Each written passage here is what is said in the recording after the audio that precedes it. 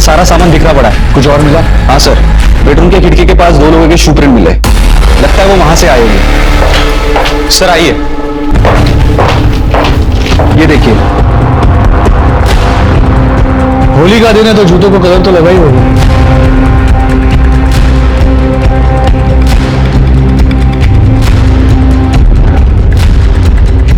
पर गम्मत बघा, फिंगरप्रिंट्स नहीं है।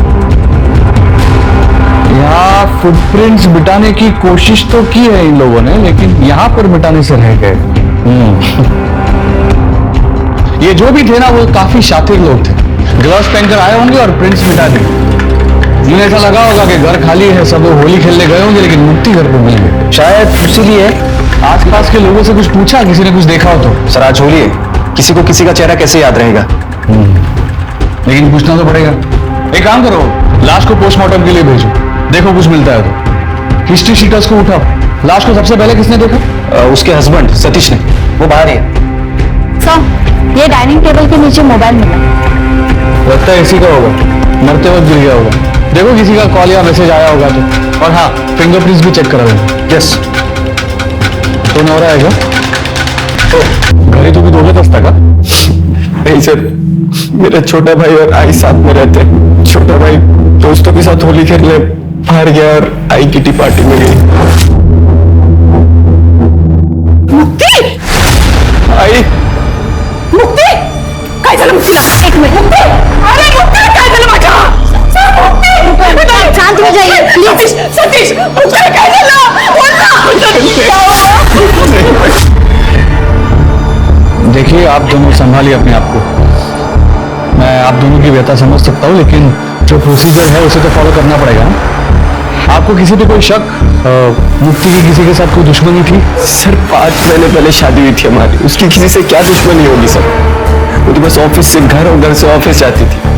आपस में वो अंदर की जो खिड़की वो हमेशा बंद रहती थी। पता नहीं मुक्ति से आज वो खुली कैसे छूट गई। ऑफिस से डिटेल्स करा, वहां पर भी जाके पूछताछ करो। हाँ सर।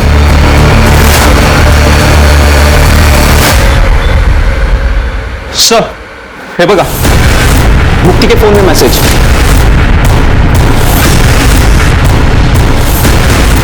ये तो एक्स्ट्रा मैरिटल अफेयर का मामला लग रहा है। अरे एक काम करो, या वेट से इंफॉर्मेशन कर, हाँ, और फिर उठा उसको। ठीक है जी सर, वेद मुक्ति का जूनियर है और 2 दिन पहले मैंने ऑफिस के बाहर उन दोनों को झगड़ते हुए भी देखा था। तब से वो ऑफिस नहीं आया है। अब कब मिलेगा ये वेद? वेद शर्मा। सर आप लोग यहाँ क्या कर रहे हैं? हम तुम्हें मुक्ति कदम के मर्डर के जुर्म में अरेस्ट करने आए। सर मैंने कुछ नहीं किया है। अरे मैं कह, अरे मेरे पास कुछ भी नहीं है। सर देखो, सर मेरी बात तो सुनिए।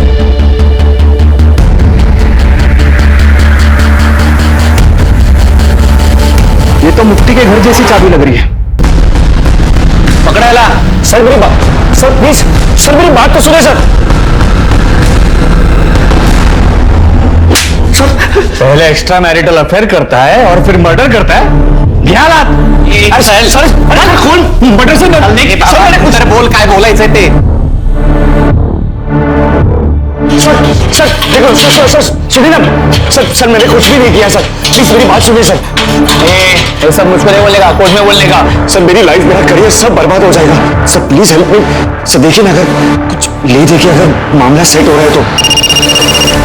हेलो, हाँ साठे बोलते हैं। हाँ हाँ, मुक्ति कदमचा केस मीच हँडल करतो, बोला।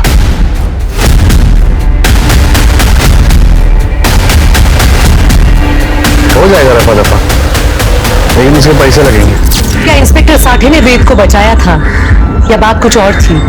कौन था मुक्ति का कातिल और कैसे मिला मुक्ति के घर वालों को इंसाफ?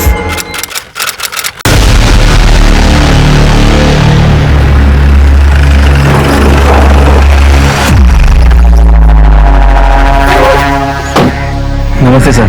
नमस्कार। पाहिला मैं तुमसे केस, हो जाएगा क्या? 25 लाख। साहब 25 लाख तो बहुत ज्यादा होते हैं, थोड़ा सा कम कीजिए ना। ये केस बंद करवाने आया है या सब्जी खरीदने को? मेरे से मोल भाव करेगा तू? नहीं नहीं नहीं साहब, 25 लाख पे डन कर दे, लेकिन केस क्लोज तो होगा ना सर, 1 हफ्ते में। लेकिन पहले पैसे। हाँ पैसे है ना साहब, अभी लाता हूं।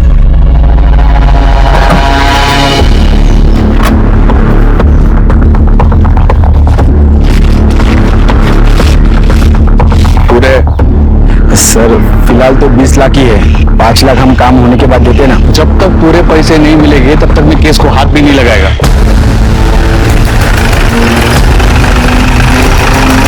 आगे से हाथ लगा भी नहीं पाओगे। Anti corruption department. चलो तुझा खेल संपला मित्रा। सर एक मिनट दादा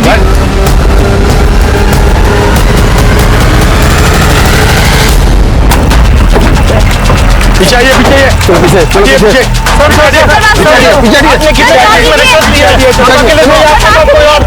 सर, आपके वजह से कितने मासूम लोगों को जेल जाना पड़ा। सर जवाब दीजिए सर, तो बिना बताए जा नहीं सकते सर। सर आप बोलिए सर जवाब। पुणे के सीनियर कॉप मुकुल साठे को एंटी करप्शन ब्यूरो ने रिश्वत लेने के चार्जेस में अरेस्ट किया है। अब देखना ये है कि इस करप्शन की वजह से मुकुल साठे ने अपने कितने केसेस की बलि चढ़ाई थी। पुलिस डिपार्टमेंट की इज्जत का भी नहीं सोचते ये लोग। मैम मैंने तो यहाँ तक सुना है कि ये साठे का केस अलग अलग पुलिस स्टेशन में दिया जा रहा है रिव्यू के लिए। दिया जा नहीं रहा है, दिया गया है। उसके सॉल्व अनसॉल्व हर केस को हमें दोबारा देखना होगा। बहुत तगड़ा ब्राइब का केस है साठे के अगेंस्ट। कुछ केसेस हमारे भी पुलिस स्टेशन में आने वाले हैं। चलो लगा कमल।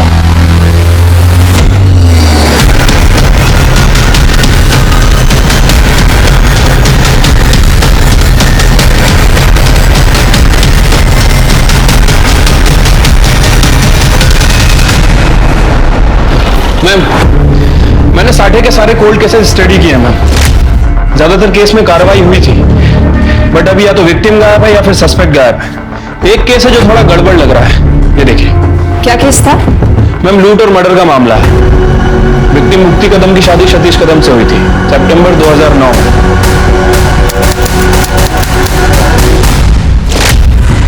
मुक्ति कदम एमबीए थी, जॉब करती थी, और सतीश भी एक प्राइवेट फर्म में काम करता था, स्ट्रक्चरल इंजीनियर। इनकी सास का नाम देविका कदम था और देवर का नाम सचिन। उस समय सचिन एक बैंक में काम करता था।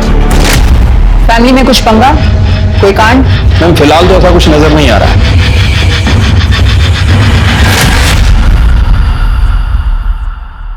अरे वाह, झाले का कांदे पोहे।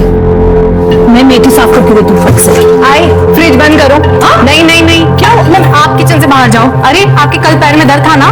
अरे वो तो कल था ना, अभी मैं बिल्कुल ठीक हूँ। तो आई आज काम करके फिर से पाँव में दर्द कराना है क्या? कुछ नहीं होता, अकेले कितना काम करोगी? नहीं नहीं, तो आई दो, मैं करती हूँ, कुछ नहीं होता, दे दो। अरे मुक्ति, मुझे उठाया क्यों नहीं? मैं हेल्प कर देता। अरे तुम रात को देर तक काम कर रहे थे ना, और सारा काम हो ही गया है, बस मशीन में कपड़े लगाना बाकी है। मशीन लगा दी है मैंने। शकु मौसी, वो आप कपड़े सुखा देना। आइला बरन आई, वो आराम कर रही है। हो करते नहीं। सचू नाश्ता रेडी है। हेलो वहीनी। बैठो ना। गुड मॉर्निंग दादा। Good morning. अरे बैठो। क्या बात है। अरे वाह, मुक्ति लौकर 1 घंटे में मीटिंग है मेरी। हाँ दादा आराम से पेट होकर खाना। वहीनी कटलेट बहुत अच्छा बना है। नेक्स्ट में भी मैं यही लेके जाऊंगा। हाँ लेकर जाना, लेकिन 2 छोड़ देना सकू मौसी के लिए। हो बाबा, अब मुक्ति ने खाना बनाया तो टेस्टी ही होगा।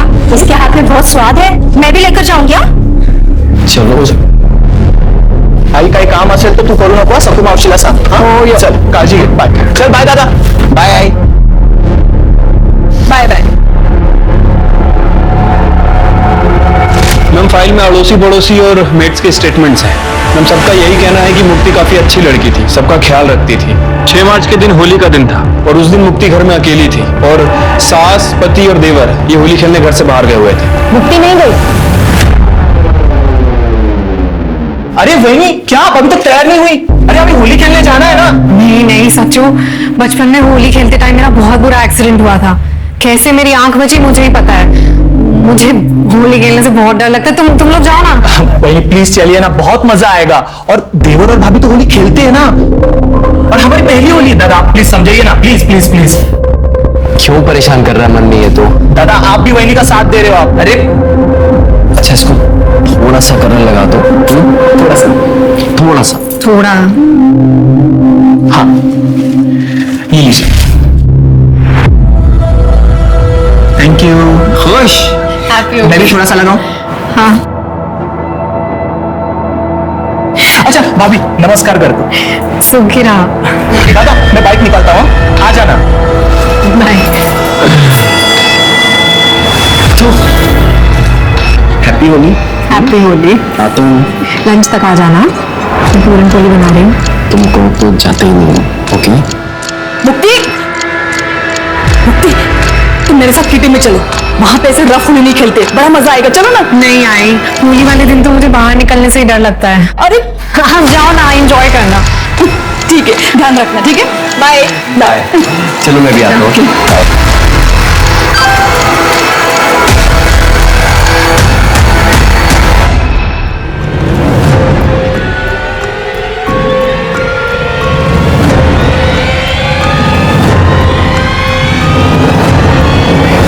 तो मुक्ति घर में अकेली थी, घर में चोरी हुई और मुक्ति का मर्डर हो गया। हस्बैंड ने बॉडी को देखा और इन्वेस्टिगेशन में बॉयफ्रेंड पकड़ा गया। यस मैम, जो 2 महीने में ही बाहर आ गया क्योंकि उसके खिलाफ कोई एविडेंस ही नहीं था। मैम मुझे लगता है कि इसके बॉयफ्रेंड ने साटे को पैसे खिलाए होंगे। अच्छा खासा स्ट्रॉन्ग केस था, एक्स्ट्रा मैरिजल अफेयर, उसके घर से लड़की की फोटो मिलना, डुप्लीकेट चाबी, फिर कैसे? पता करो ये बॉयफ्रेंड का है और लड़की की फैमिली को ट्रेस करो। मुझे सारे डिटेल्स चाहिए, पोस्टमार्टम रिपोर्ट, सीडीआर, सब कुछ। और अगर ये लूट का मामला था तो पता करो कोई पकड़ा गया, क्या क्या सामान चोरी हुआ, कहीं ये सामान बेचा गया हो, सब चेक करो। Yes ma'am.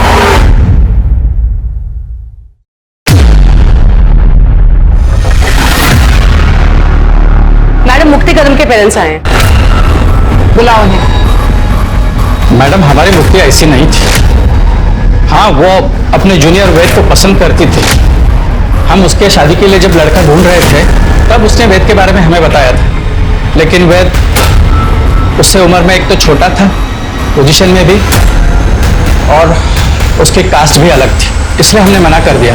और मैडम हमारे बच्चे ने एक बार भी जिद नहीं की।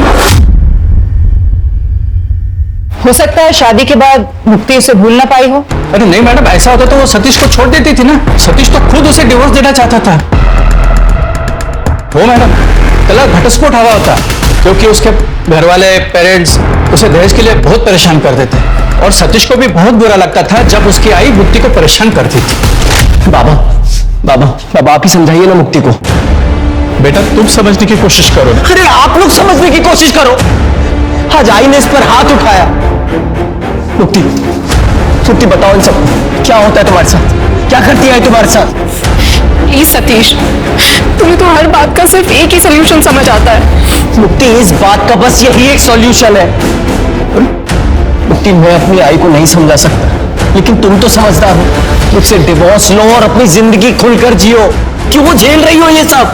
क्योंकि सतीश शादी एक बहुत पवित्र बंधन होता है, कोई बच्चों का खेल नहीं है कि कल की और आज तोड़ दी। मैडम सतीश ने कई बार मुक्ति से अलग होने के लिए कहा था, पर यह शादी उसके लिए तो पवित्र बंधन था। ऐसे में वो वेद के साथ अफेयर कैसे कर सकती थी? ये सतीश की फैमिली अभी कहाँ है? हमें उनका कुछ पता नहीं चला अभी तक। मैडम सतीश टच में था जब तक केस चल रहा था और वो जाने से पहले हमें मिलने भी आया था। उसकी माँ बोली कि हमारे यहाँ पे बहुत बेइज्जती हो गई है, तो केस खत्म होने के बाद वो यहाँ पे घर बार बेचकर चले गए यहाँ से। थोड़े दिनों बाद वेद भी बाहर आ गया। हमने यहाँ पे पुलिस स्टेशन के चक्कर बहुत काटे मैडम। साठे साहब ने हमें कुछ ठीक से बताया नहीं, वो पक्का हमसे कुछ छुपा रहे थे।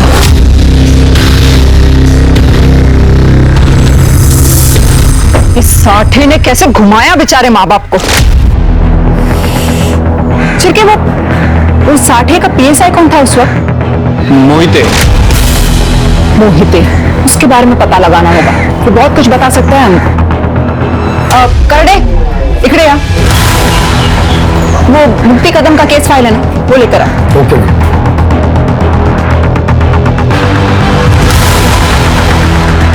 मैडम, ठीक है। अजून एक कॉपी। ओके। मुक्ति के पोस्टमार्टम रिपोर्ट के हिसाब से 2 स्टैब वुंड्स थे, कोई फिंगरप्रिंट्स नहीं मिली घर वालों के अलावा। चाकू पर फिंगरप्रिंट्स पोंछ दिए गए थे और मुक्ति की बॉडी पर कोई असॉल्ट का निशान भी नहीं था। मुक्ति प्रेग्नेंट थी, 2.5-3 महीने की प्रेग्नेंट थी। तो डीएनए रिपोर्ट भी नहीं है इसमें। वो साठे ने ऑर्डर ही नहीं दिए होंगे डीएनए टेस्टिंग के। काय हलकट मानुस होता तो साठे मुक्ति का केस ये बोल के बंद कर दिया कि एक्स्ट्रा मैरिटल अफेयर था, बच्चे का डीएनए भी नहीं किया।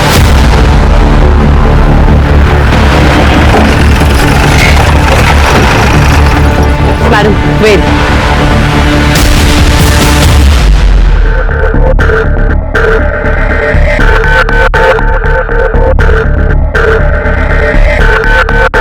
Yes ma'am.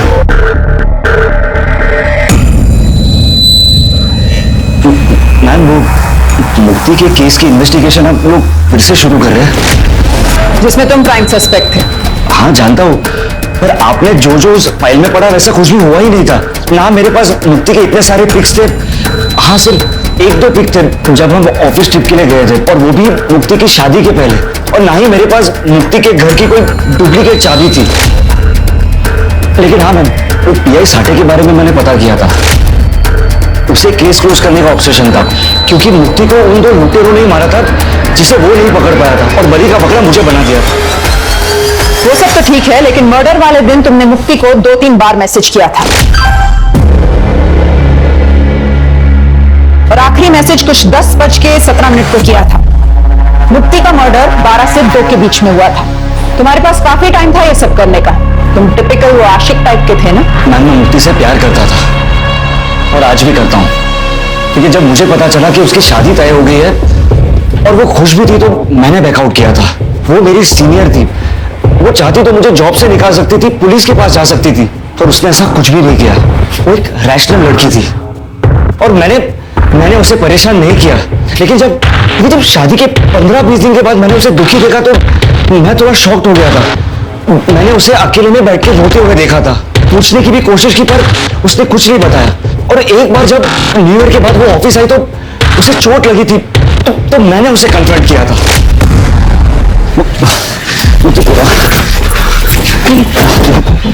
देखो मुक्ति, तुमने कहा दूर रहो, मैं दूर रहा। तुम खुश हो तो मैंने भी अपने आप को मना लिया, पर मैं तुम्हें रोते हुए नहीं देख सकता। बताओ ना, हुआ क्या है? देखो, अगर तुम नहीं बताओगी ना तो मैं तुम्हारे पति से बात करूंगा। मेरी सास, वो मुझे बहुत टॉर्चर करती है दहेज को लेके। उन्होंने सतीश को भी कंट्रोल कर रखा है, इतना कि हम आज तक पति पत्नी की तरह भी साथ नहीं रहे। सतीश ने मारा तुम्हें? नहीं, मेरी सास ने गुस्से में। और सतीश भी कुछ नहीं बोलते, वो सिर्फ डिवोर्स ले लो, डिवोर्स ले लो, यही कहते रहते हैं। तो ले लो ना डिवोर्स, तो मैं तुम्हें बहुत खुश रखूंगा। और अब तो हमारे पेरेंट्स भी कुछ नहीं कहेंगे। नहीं, प्लीज तुम इस सब की कोशिश मत करो। शादी मेरे लिए बहुत पवित्र रिश्ता है। हम किसी कारण से शादी करते हैं क्योंकि हमारी नियति जुड़ी होती है। चाहे जो भी हो जाए, मैं इस रिश्ते को निभाऊंगी। मैम, हमारे बीच में कोई एक्स्ट्रा मैरिटल अफेयर नहीं था। पुलिस ने बदनाम किया था उसे। She was an angel. उसके पति ने उसको छुआ तक नहीं, फिर भी वो मेरे पास एक बार भी नहीं आई थी। मुक्ति ने तो कहा कि उसके और उसके हस्बैंड के बीच में रिलेशनशिप नहीं था, लेकिन वो प्रेग्नेंट थी। कहीं तुम दोनों के बीच में तो कुछ नहीं हुआ? और उसने अपने पति को छोड़ने से मना कर दिया, तुम्हें गुस्सा आ गया, तुमने उसे मार दिया? नहीं मैम, मैंने मुक्ति को नहीं मारा। मैं तो उस दिन वहां था भी नहीं। मैंने खुद एलिबाई दी थी मेरे 2 दोस्तों के साथ। मैं और मेरे 2 दोस्त ट्रैकिंग पर गए थे, यही शहर से थोड़ा दूर। लेकिन मौत के 2 घंटे पहले तुमने उसे मैसेज किया था। हाँ, क्योंकि उस दिन मेरा जन्मदिन था और मैं मुक्ति से मिलना चाहता था, पर उसने मना कर दिया। इसलिए मेरे 2 दोस्तों ने ट्रैकिंग का प्लान किया, ताकि वो चाहते थे कि मैं परेशान ना रहूं बस। अरे वाह, दोस्ती हो तो ऐसी। लगता है काफी गहरी दोस्ती थी तुम तीनों की। हाँ, हम तीनों रूममेट्स थे। तो फिर तो झूठी आलिबाई भी दे सकते थे ना वो? नहीं मैम, क्योंकि लोकेशन के हिसाब से उस वक्त तुम्हारा फोन तुम्हारे घर पर था। हाँ, क्योंकि मेरे 2 दोस्तों ने मुझे कहा था कि फोन घर पर रख दे ताकि मैं मुक्ति को फोन ना करूं। मैम, मैंने मुक्ति को नहीं मारा, मैं कोर्ट में भी प्रूव कर चुका हूं। अब केस रीओपन हुआ है तो फिर से प्रूव करना पड़ेगा। अपने दोस्तों को ढूंढो, इस बार हम पूछताछ करेंगे अपने तरीके से। मैम, बट मेरे दोनों दोस्तों यूएस शिफ्ट हो गए और अभी तो हम टच पे भी नहीं है, ना कोई कांटेक्ट नंबर है। वाह, कितना कन्वीनियंट है ना सब कुछ। जेल से बाहर रहना है ना, तो अपने दोस्तों को ढूंढो। इस बार रिश्वत देकर बचोगे नहीं तुम। चलो निकलो, लेकिन शहर छोड़कर मत जाना।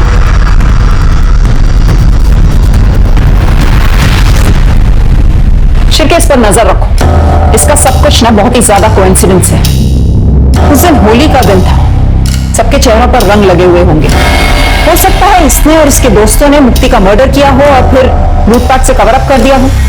इसकी आलिबा फिर से चेक करो। लुटेरों का कुछ पता चला? मैम खबरियों को काम पे लगा दिया है, लेकिन मैम 5 साल पुराना केस है, बहुत मुश्किल होगा। पता है आसान नहीं होगा, पर हमें सॉल्व करना पड़ेगा, यही हमारा काम है। एक काम करो, इस शहर का मैप लाओ। 5 सालों में जितने भी ज्वेलर्स की दुकान बंद हो चुके हों, सबको ट्रैक करो और ट्रेस करो। मैम मैंने साटे के PSI मोहिते को ट्रैक कर लिया है। वो आजकल अमरावती में पोस्टेड है, कल तक आ जाएगा। Good, very good. एक काम करो, तुम मुक्ति के ससुराल जाओ, वहां से इंफॉर्मेशन निकालो। इस केस को यह समझ के डील करो कि इसकी हर एक इंफॉर्मेशन मैनिपुलेटेड। ओके। पुलिस के हिसाब से वेद शर्मा, जो कि मुक्ति कदम केस का प्राइम सस्पेक्ट था, उसने इंस्पेक्टर साठे को केस क्लोज करने के लिए रिश्वत दी थी। लेकिन वेद से मिलने के बाद पुलिस को कई ऐसी बातें पता चली जो इंस्पेक्टर साठे की रिपोर्ट से मैच नहीं करती थी। लेकिन जो सबसे बड़ी चौंकाने वाली बात थी, वो थी मुक्ति की प्रेगनेंसी। एक्स्ट्रा मैरिटल केस होने के बावजूद इंस्पेक्टर साठे ने बच्चे का DNA टेस्ट नहीं कराया था, और वेद के हिसाब से ये बच्चा ना वेद का था और ना ही सतीश का। पर 5 साल बाद किसी भी बात को क्रॉस चेक करना या साबित करना बहुत मुश्किल था, क्योंकि ना तो अब क्राइम सीन था, ना कोई DNA एविडेंस, ना विटनेस जिससे पता चल सके कि वो बच्चा किसका था। ये केस जितना सीधा और सरल लग रहा था, ये उतना ही पेचीदा हो गया था। सवाल ये था कि क्या मुक्ति को कभी इंसाफ मिलेगा? यहाँ एक दुकान थी, 3 साल पहले बंद हो गई। सर 5 साल पहले के बेचे हुए गहने कैसे याद रहेंगे? सब गहने एक ही जैसे तो होते हैं।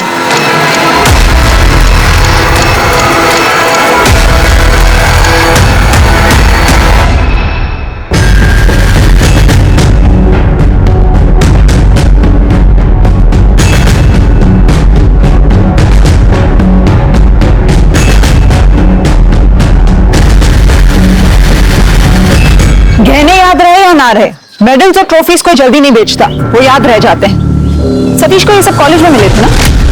हाँ मैम, और कुछ लोकल स्पोर्ट्स इवेंट में भी। इन सब का कहीं ना कहीं तो रिकॉर्ड भी होगा ना?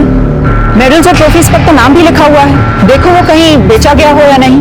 मैम मैंने सतीश के नेबर से पता किया, वो लोग इगतपुरी शिफ्ट हो गए हैं। देखो बैंक अकाउंट ट्रांसफर हुआ होगा, एड्रेस निकालो वहां से।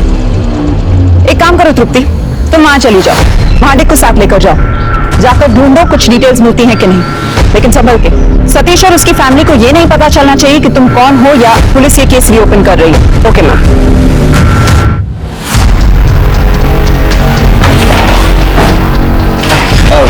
मैडम नमस्कार। बसा बसा, अरे बसा। मैडम कहीं गड़बड़ है क्या? गड़बड़ तो है, लेकिन हम सॉल्व करते हैं ना, टेंशन नहीं, बस फॉर्मेलिटी है। वो साठे साहब के सारे केस रिव्यू कर रहे हैं ना, तो जल्दी जल्दी निपटाते हैं, अपने बीच में ही रहेगा सब कुछ। एक्स्ट्रा मेहनत किसको करना है? अगदी खरं बोललात मैडम, मैं हेल्प करने के लिए तैयार हूँ। बस एक एक करके सारे फाइल्स देखते हैं फिर।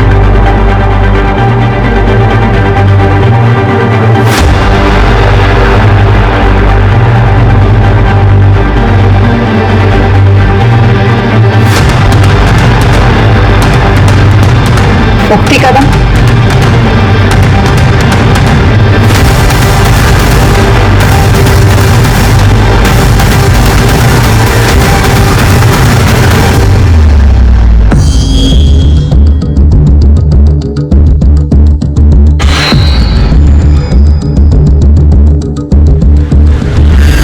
नमस्ते।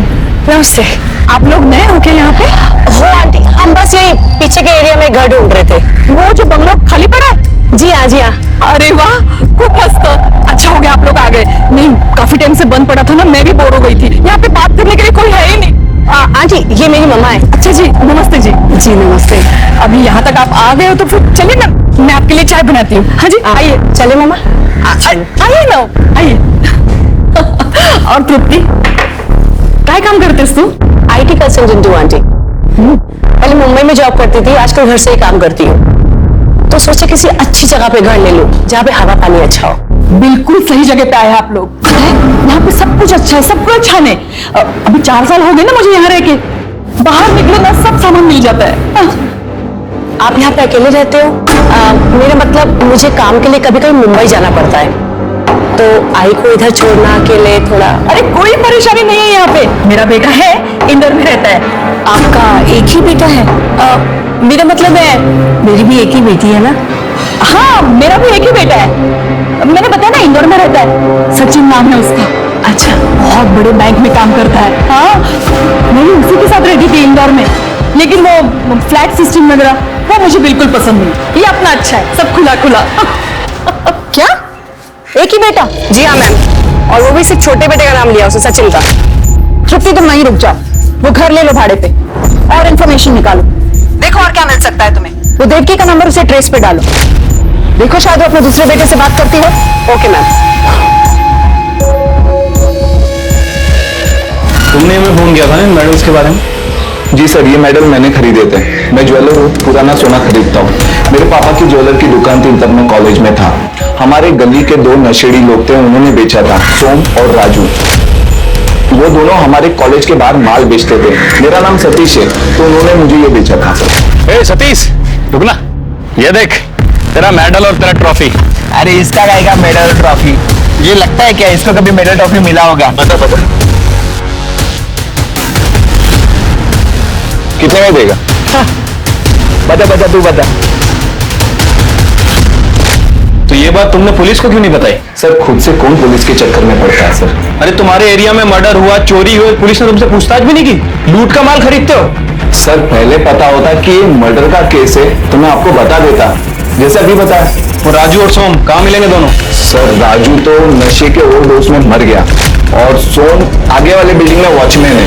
राजू के मरने के बाद सोम ने नशा छोड़ दिया था सर। तभी क्राइम किया था और बच गए थे। इसका कहीं ना कहीं भुगतान तो करना पड़ेगा ना। चल सोम सच सच बता। हाँ मैडम, हमने ही चोरी किया था, लेकिन मैडम हमने मर्डर नहीं किया। मैडम हम सच बता रहे हैं मैडम, हमने तो वहां से सिर्फ ट्रॉफी और मेडल ही चुराए थे। अबे ताला है, लॉक है। चाबी किधर है? चाबी ढूंढ, उसमें देख, उसमें होगा।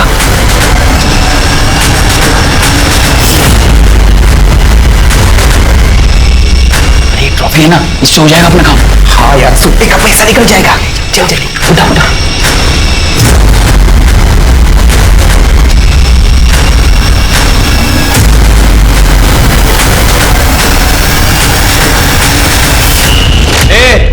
झूठ मत बोल, समझा?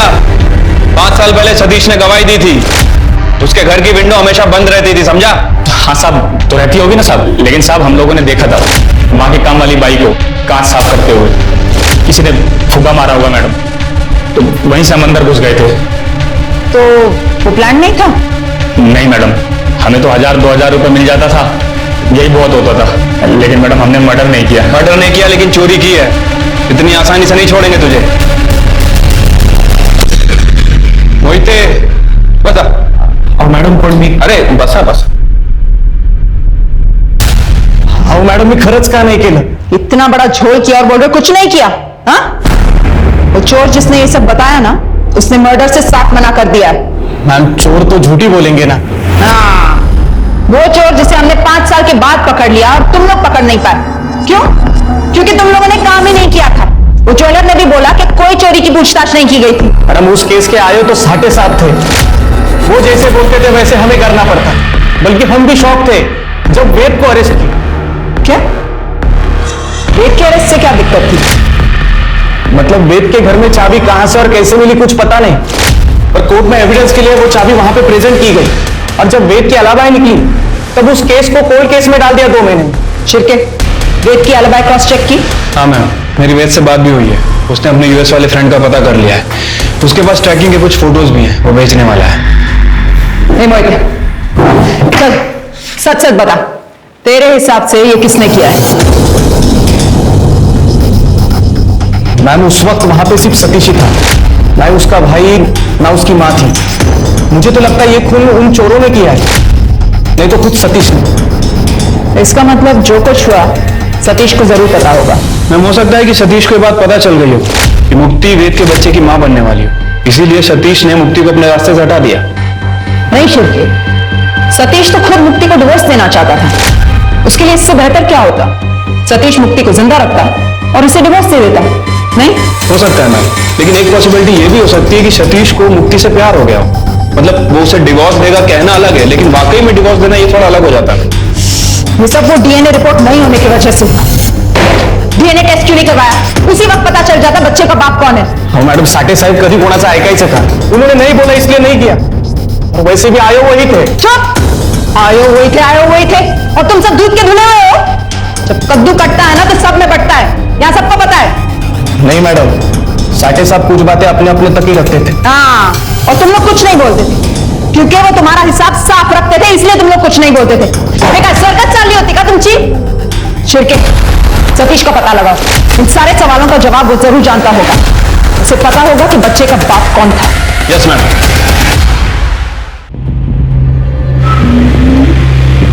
ये तो हाँ, ये अरे मामा आप इधर हो। नमस्ते आंटी, आप कैसे हो? नमस्ते। नहीं मस्त, बस क्या चल रहा है? पत्ते क्या अरे ये देखो, अरे एक मिनट, ये मेरा राजा और गेम ओवर। अरे वाह आंटी, आप तो क्या मस्त खेलते हो। ये तो कुछ भी नहीं, मैं पुणे में थी ना, हमारे किटी में से सबसे बेस्ट प्लेयर मैं ही थी। मेरे बड़े बेटे ने मुझे पत्ते खेलना सिखाया था। बड़ा बेटा?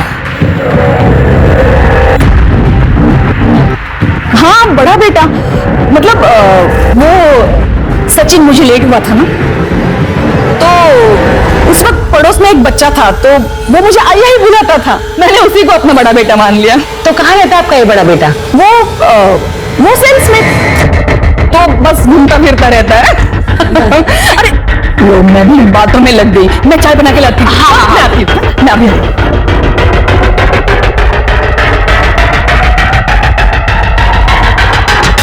मैम मुझे लगता है कि देवकी को पता है कि सतीश कहाँ है। वो कुछ छुपा रही है, वो शायद अभी भी उसके टच में है। तो फिर उसके कॉल रिकॉर्ड्स में जरूर कुछ ना कुछ मिलेगा। तृप्ति तुम देवकी पर नजर रखो, कोई ना कोई इन्फॉर्मेशन जरूर मिलेगी। Okay ma'am. मैम देवकी के कॉल रिकॉर्ड में एक नंबर मिला है, अजय नालेकर का है। देवकी हर संडे 11 बजे से बात करती है, बेंगलुरु का नंबर है। अजय नालेकर, नाम कुछ सुना सुना सा लग रहा है, देखा हुआ सा लग रहा है। एक मिनट,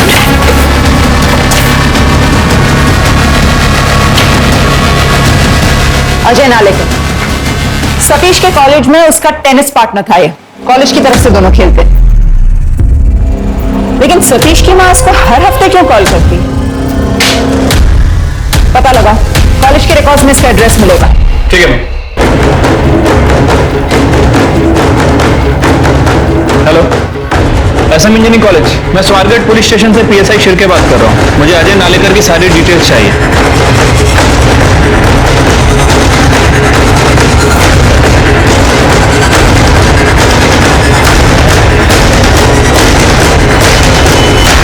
हाँ, सीनियर थे मेरे सतीश दादा, और मैं जानता हूँ उनके केस के बारे में भी।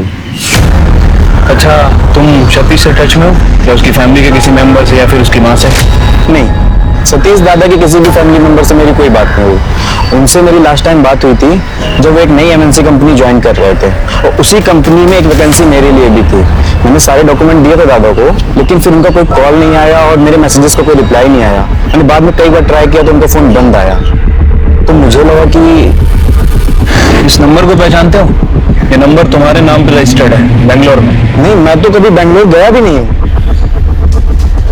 अच्छा, ये सतीश के बारे में और कुछ बता सकते हो? स्टडीज और स्पोर्ट में दोनों में सही थे दादा, एकदम हीरो थे हम जूनियर्स के, और कॉलेज की सबसे हॉट लड़की उनकी गर्लफ्रेंड थी। क्या नाम था उसका? अलीशा रुइया। अलीशा रुइया? पर दादा के घर वालों ने शादी से मना कर दिया था। Caste issues. एक मिनट, अलीशा की जॉब भी तो बेंगलोर में लगी थी, जितना मैं जानता हूँ। मरने के बाद भी मुक्ति को बदनाम किया गया। मोहिते के बयान और बाकी इन्वेस्टिगेशन में मामला कुछ और ही निकला। अब लग रहा था मुक्ति को पूरी तरह सोच समझ के प्लानिंग के साथ मारा गया था।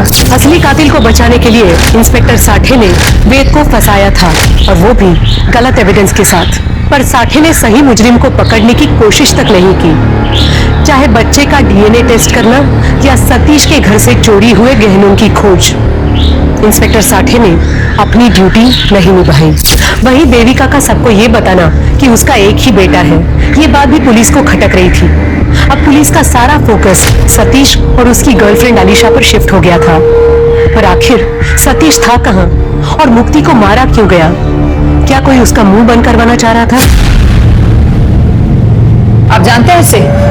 ये सतीश की गर्लफ्रेंड थी कॉलेज में। नहीं मैडम, इसे तो कभी पहली बार देखा नहीं, और मुक्ति ने भी कभी इसके बारे में कुछ बताया नहीं था। कॉलेज में तो सभी का कुछ ना कुछ तो रहता ही है। वो तो है, लेकिन सतीश और अलीशा शादी के बाद भी टच में थे। हमने पता किया है कि अलीशा ने अपनी सगाई तोड़ दी बैंगलोर में। बैंगलोर में? लेकिन सतीश तो पुणे में था ना मैडम। हाँ, लेकिन ये दोनों फिर भी टच में थे, और हमें लगता है कि सतीश अब भी बैंगलोर में। सतीश आपकी बेटी को डिवोर्स देना चाहता था ताकि वो अलीशा से शादी कर सके, और हमें लगता है कि सतीश और अलीशा दोनों ने मिलकर आपकी बेटी मुक्ति को... वैसे हम कल बैंगलोर जा रहे हैं इन्वेस्टिगेट करने।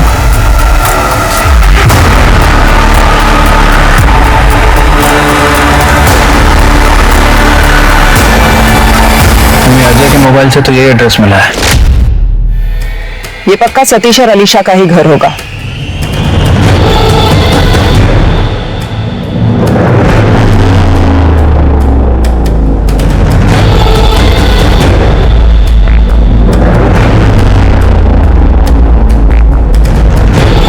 ये लड़की तो अलीशा नहीं है। फॉलो करो इन्हें।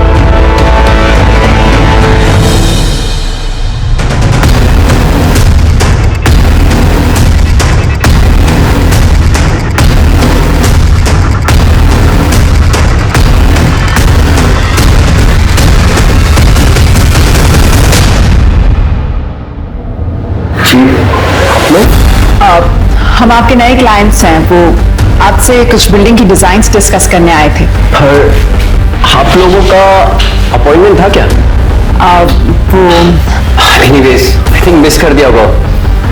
आई am sorry, please have a seat. That's all right. By the way, I am Vandana. Oh, hi Vandana. So Satish ji, how are you? I am fine.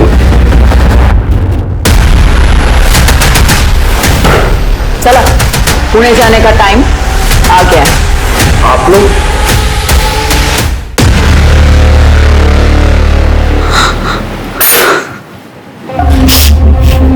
Madam, मुझे सच में नहीं पता था कि अजय पहले से शादीशुदा है या उसका नाम सतीश है। आप उसे कहाँ मिली थी? हम एक कॉन्फ्रेंस में मिले थे। अजय वहाँ आर्किटेक्चर फर्म में जॉब करता था। हमने नंबर एक्सचेंज किया और हम मिलने लगे, डेट भी किया कुछ दिन। उसने कभी अपने पास्ट के बारे में बताया या अपनी फैमिली के बारे में? उसने कहा था वो अनाथ है, उसे उसके अंकल आंटी ने पाला था, लेकिन उसके उनसे नहीं बनती थी। उसने वो घर छोड़ दिया था। सर, मैंने कुछ नहीं किया सर। मैडम मैंने मुक्ति को नहीं मारा। मैं खराब बोल तो है। चुप! भागे क्यों? अपने जूनियर की आइडेंटिटी चुराकर दूसरे शहर में रहना टिपिकल क्रिमिनल बिहेवियर होता है। मैडम, मैं डर गया था जब वेद को जेल से छोड़ा। मुझे लगा पुलिस मेरे पीछे पड़ जाएगी। इस पाउस को कुछ भी होता है तो सबसे पहले पति पत्नी पर ही ब्लेम आता है। जास्त शांत पति ना को। साठे को पैसे दिए थे केस को रफा दफा करने के लिए। वेद की एलिबाई भी मिल गई है, वो इस शहर में नहीं था। बचे तुम और तुम्हारी गर्लफ्रेंड अलीशा, तुम दोनों ने मुक्ति को मारा, लेकिन शादी माया से की। क्यों? मैडम, अलीशा को तो मैंने मुक्ति के मर्डर के बाद प्रपोज किया था शादी के लिए। मैडम, पर वो डर गई थी और उसे लग रहा था कि मैंने ही मुक्ति को मारा है। Alisha, you know I love you. अब हम दोनों एक हो सकते हैं। मुक्ति अब हमारे बीच नहीं रही। व्हाट? कहीं तुमने तो मुक्ति का मर्डर नहीं कर दिया? नो अलीशा, ट्रस्ट मी, मैंने कुछ नहीं किया। उसके बॉयफ्रेंड वेद ने उसको मारा है। Please trust me. अगर मुक्ति को एक्स्ट्रा मैरिटल अफेयर रखना होता तो वो तुम्हारे डाइवोर्स का ऑफर एक्सेप्ट कर लेती। मुझे ऐसा लगता है कि मुक्ति को तुमने ही मारा है। नो अलीशा, लीव, निकलो यहाँ से। इसलिए मैंने माया से शादी कर ली झूठ बोल के। पहली बीवी को धोखा, दूसरी बीवी को भी धोखा। इसको इतना मारो ना कि ये सारा कन्फेस कर दे। नहीं मैडम, सर।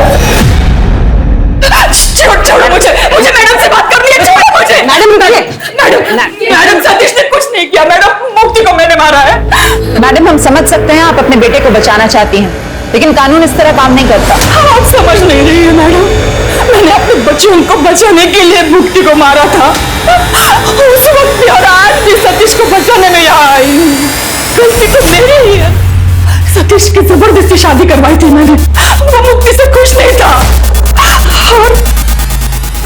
और सचिन ने उसी का फायदा उठाया। सचिन भाई अंदर क्यों हो? अरे भाभी रिलैक्स रिलैक्स, ओके। आई किसी पार्टी में गई है और दादा टूर पे है, और तुमने भी ऑफ लिया ये मुझे मालूम पड़ा है, तो इतना अच्छा मौका मैं हाथ से कैसे जाने देता? सचिन छोड़ मुझे। अरे अरे भाभी, आप टेंशन क्यों ले रही है? अब दादा आपको हाथ नहीं लगाते तो कम से कम मुझे तो हाथ लगाने दो। अब उन्होंने परमिशन दे दी है ना। अरे दादा ने तुम्हें परमिशन दी होगी, लेकिन मैंने परमिशन नहीं दी।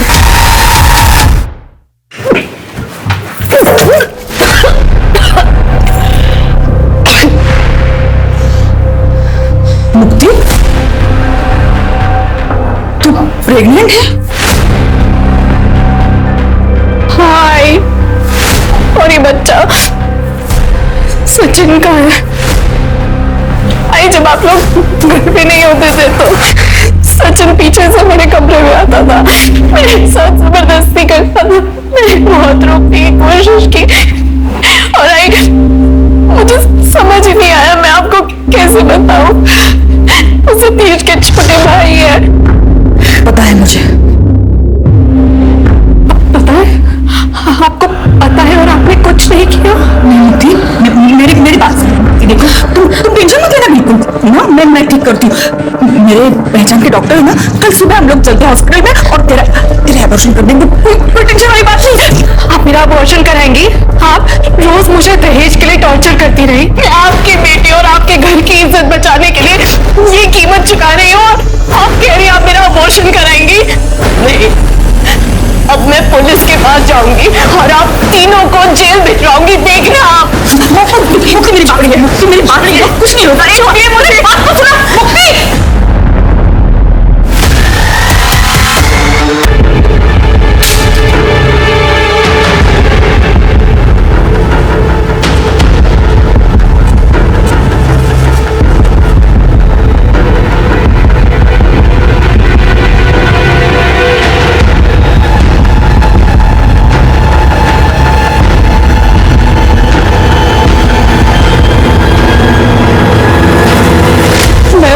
मारती तो हम तीनों को जेल भेज देती।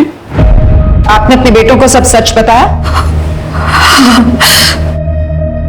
मैं सतीश बोलने होते, जो कुछ भी हुआ ना उसमें किसी का कोई दोष नहीं है। वो साठे का वो सारे गहने मैंने एक रिश्वत में दिए थे केस बंद करने के लिए। शिरके, उस सचिन को भी अरेस्ट करो इंदौर से, उस पर रेप के चार्जेस लगाओ, और सतीश पर सॉलिसिटेशन और बीवी को सेक्सुअली एक्सप्लॉइट करने के चार्जेस, और इन पर मर्डर के। अब तीनों जेल में घर घर खेलना।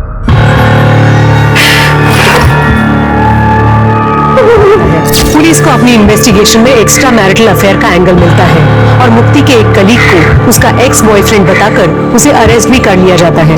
एविडेंस की कमी के कारण बॉयफ्रेंड जेल से रिहा हो जाता है और मुक्ति कदम का केस कोर्ट केस बन जाता है। 5 साल बाद इस केस के इन्वेस्टिगेटिंग ऑफिसर इंस्पेक्टर साठे को जब करप्शन के चार्जेस में अरेस्ट किया जाता है तब उसके सारे पुराने केस खंगाले जाते हैं। तब मुक्ति कदम का केस फिर से सामने आता है। इंस्पेक्टर साठे का अरेस्ट होना मुक्ति के घर वालों के लिए इंसाफ की पहली किरण जैसा था। फाइनली मुक्ति का मर्डर केस सॉल्व हुआ और उसके हर गुनहगार को सजा हुई, चाहे वो उसका पति सतीश हो, देवर सचिन, सास देविका या इंस्पेक्टर साठे, जिसका काम ही था हर विक्टिम को कानूनन इंसाफ दिलाना। पर इंस्पेक्टर साठे जैसे लोग पुलिस डिपार्टमेंट को शर्मसार करने से पहले एक बार भी नहीं सोचते। और वहीं दूसरी ओर ऐसी पुलिस टीम भी है जो इंसाफ दिलाने के लिए किसी भी हद तक जा सकती है। क्रिमिनल कितना ही शातिर क्यों न हो, क्राइम कितना ही परफेक्ट क्यों न हो, एक ना एक दिन उसे पकड़ में आना ही है। तो उम्मीद मत छोड़िए, देर से ही सही इंसाफ जरूर मिलता है। कोर्ट ऑफ लॉ पर भरोसा रखिए, केस चाहे कोल्ड हो जाए पर आज नहीं तो कल हर मुजरिम को अपने किए की सजा जरूर मिलेगी। अब मैं सोनाली कुलकर्णी आपसे विदा लेती हूँ। कल फिर मिलेंगे क्राइम पेट्रोल सतर्क जस्टिस रीलोडेड में। तब तक सतर्क रहें, सुरक्षित रहें और अपने घर वालों का ख्याल रखें। जय हिंद। एक दो मुंह राक्षस था। पाताल लोक में तबाही मचाने के बाद वो भूलोक में आया। भूलोक में उसने एक लाल परी को देखा। लाल परी अपने माँ बाप की इकलौती लाडली थी। वो राक्षस लाल परी की सुंदरता पर मोहित हो गया और उसे जबरदस्ती अपने साथ ले गया और कैद कर लिया। लाल परी सबसे मदद की गुहार करती थी, लेकिन लाल परी की मदद कौन करता? नमस्कार, मैं सोनाली कुलकर्णी क्राइम पेट्रोल सतर्क के इस नए अध्याय में आपका स्वागत करती हूँ। असल जिंदगी में टाइम लैप्स नहीं होते। दर्द का हर एक पल तिल तिल कर जीना पड़ता है और ये कहानी तिल तिल मरती उन जिंदगियों की है जिनके साथ हुए अन्याय का सफर ही इतना लंबा था कि सोचना मुश्किल था उनके न्याय का सफर कब शुरू होगा। 7 साल से यही सुन रही हूँ, मिलेगा तो बता देंगे, मिलेगा तो बता देंगे। कब मिलेगा मेरा पोता मेरे मरने के बाद?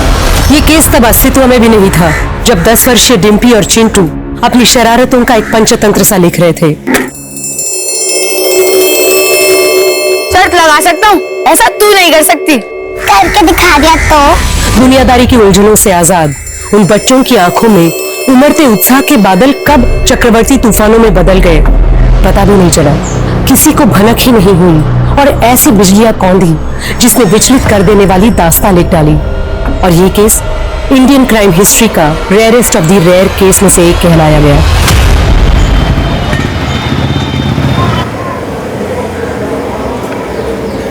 डिम्पी, आज जब मैं काम से घर लौटू ना तो तेरी एक भी शिकायत नहीं मिलनी चाहिए, समझी ना? नहीं मिलेगी माँ। और हाँ, याद है ना तुझे आज क्या करना है? दद्दू के पास से जब याद है माँ, दद्दू के घर जाकर होमवर्क करना, फिर घर आकर होमवर्क करना और पानी भरना और चिंटू से बात नहीं करनी है। शाबाश, होमवर्क करके सीधे घर आ जाना, शाम को मिलते हैं। जा।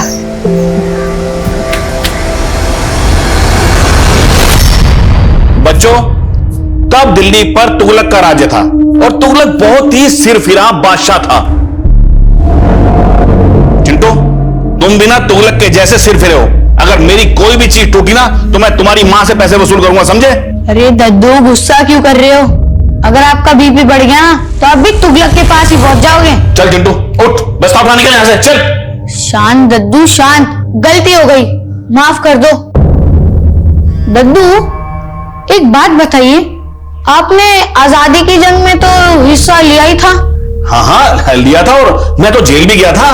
दादू, अब आप कितने साल के हो? मैं 62 साल का।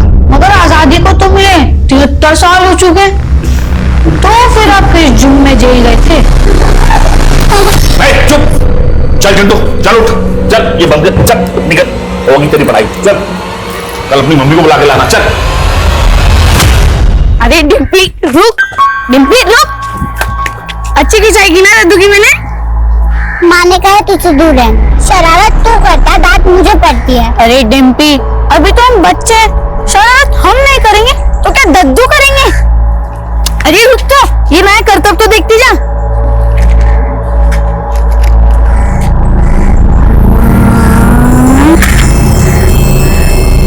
शर्त लगा सकता हूँ, ऐसा तू नहीं कर सकती। करके दिखा दिया तो लिख कर।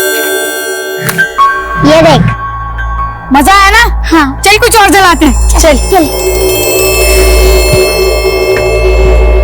चल, इसको जलाते, मगर संभल के। हाँ, जलाना।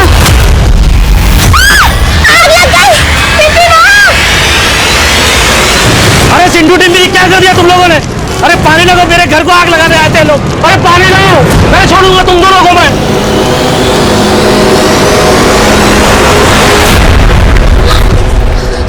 माँ सही कहती थी, मैं ही बेवकूफ हूँ जो तेरी बातों में आ गई। अरे तू टेंशन क्यों ले रही है? 1-2 दिन में सबका गुस्सा शांत हो जाएगा। बस हमें तब तक घर से दूर रहना होगा। घर से दूर? क्या तो हम कहाँ रहेंगे? ये पूरी बात तो सुन, मेरे पास एक सॉलिड प्लान है। सीतापुर चलते हैं। सीतापुर? सोच, घर जाएंगे तो मार मिलेगी और सीतापुर जाएंगे तो क्या क्या मिलेगा। तो सीतापुर का रास्ता पता है? हाँ, लखनऊ की बस पकड़ के फिर थोड़ा चलना है, आ गया सीतापुर। उसके लिए पैसे भी तो चाहिए।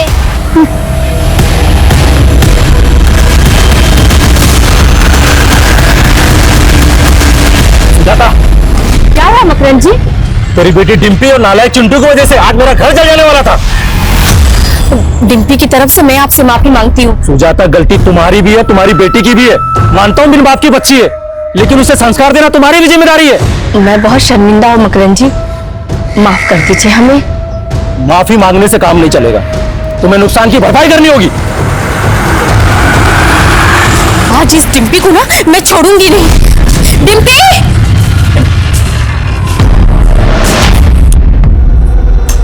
ये डिम्पी कहाँ चली?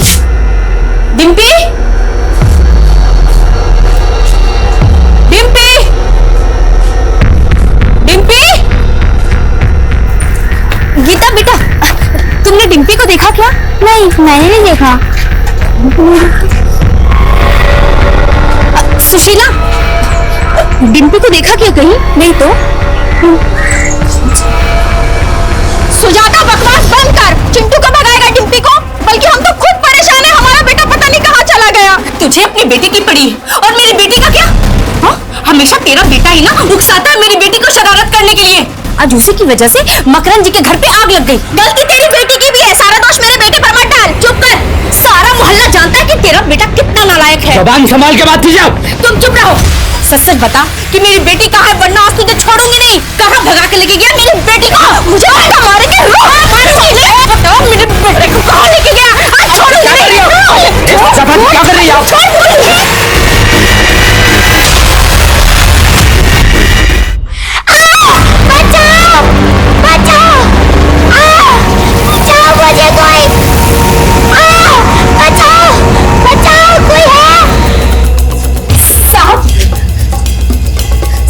उसके बेटे का ही है, पता नहीं मेरी बेटी किस हाल में होगी। साहब, ये झूठ बोल रही है।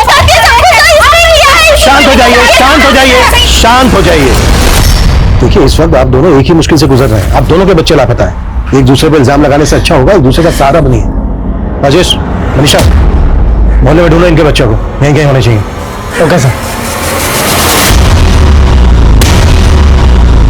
ये देखो, इन दोनों बच्चों का नाम चिंटू और डिम्पी है। मैंने देखा ही नहीं आसपास। जी नहीं सर, नहीं देखा।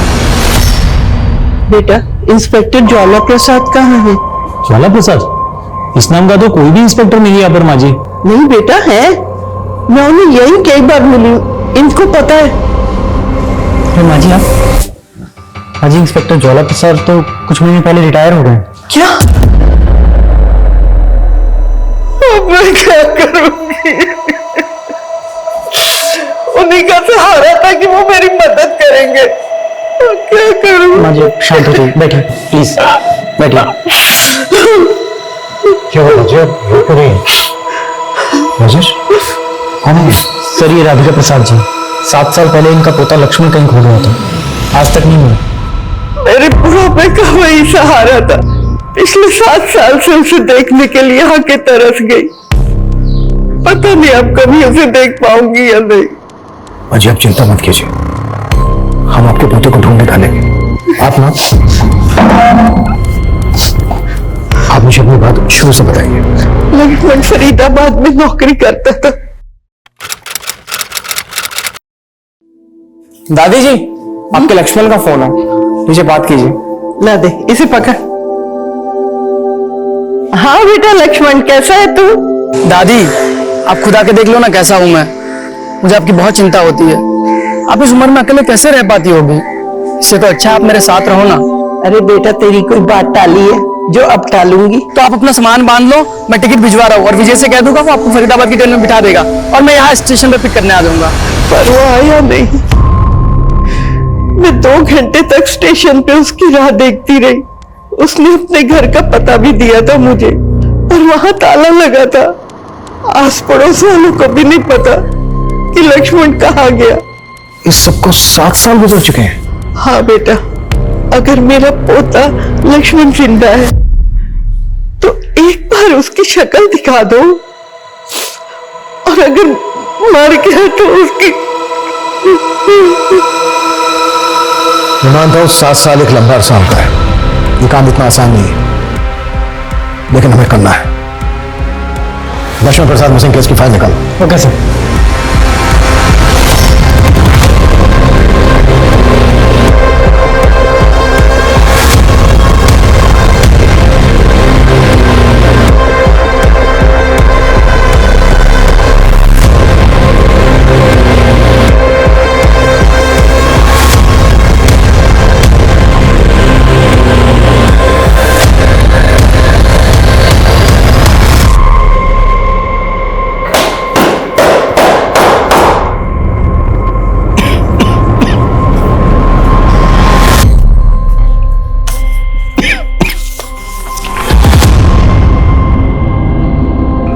सर, पूरा मोहल्ला छान मारा, लेकिन दोनों बच्चों का कहीं भी कुछ पता नहीं चल रहा है।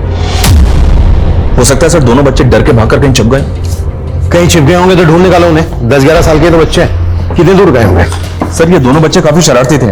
मेरा मतलब है घर के अंदर पटाखे फोड़ देना, किसी के धुले कपड़ों पर कीचड़ डाल देना, इस तरह की शरारतें वो अक्सर करते रहते थे। इस बार कुछ ज्यादा ही आगे बढ़ गए। वैसे आग में मकरंद का काफी अनाज जल गया। बच्चों ने गलती की है तो उसकी सजा उनके माँ बाप भी देंगे। हमारा काम है सही सलामत बच्चों को उनके घर वापस लाना। 10-11 साल के बच्चे अकेले घर से बाहर हैं, ये डरने वाली बात है। जितना जल्द हो सके बच्चों को ढूंढो। सर। विकास सर, ये लक्ष्मण प्रसाद मिसिंग केस की फाइल है। इंस्पेक्टर ज्वाला प्रसाद इस केस को देख रहे हैं। इंस्पेक्टर ज्वाला प्रसाद से मिलो, इस केस की डिटेल्स लो और लक्ष्मण प्रसाद जिस मोहल्ले में रहता था उस मोहल्ले में लक्ष्मण प्रसाद के बारे में पूछताछ करो। जी sir. Excuse me sir. Hello,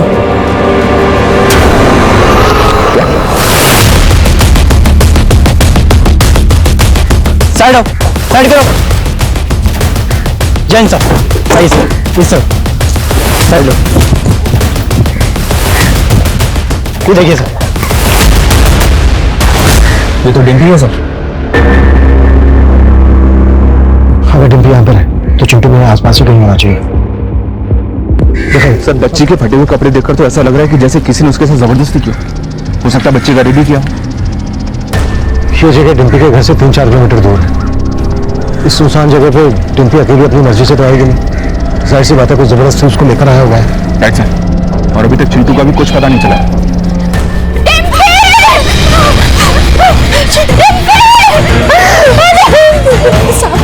साहब मेरा चिंटू का है, मेरे बेटे चिंटू का कुछ पता चला? देखिए हमारी टीम ढूंढ रही है, हम जल्दी ढूंढ।